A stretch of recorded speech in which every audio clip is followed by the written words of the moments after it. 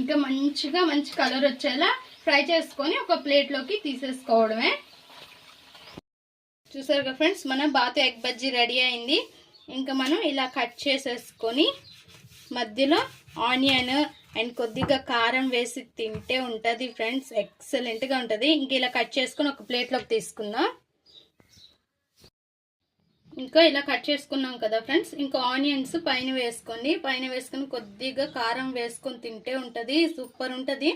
And ఇందులో మంచి protein food కూడా, ఎగ్ ఎక్కువ ప్రోటీన్స్ ఉంటాయి బాతుగుడ్లో, అండ్ హెల్త్కి కూడా చాలా మంచిది. ఈ బాతుగుడ్డు వల్ల తింటే కూడా చాలా మంచిది.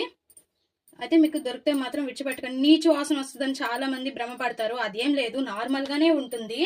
అది మనం వండుకునే దాన్ని బట్టి, మనం చేసేదాన్ని బట్టి ఉంటుంది నీచు వాసన అనేది. సో మా ఈ వీడియో మీకు నచ్చినట్లయితే లైక్ చేయండి, షేర్ చేయండి, మా ఛానల్ని సబ్స్క్రైబ్ చేసుకోండి.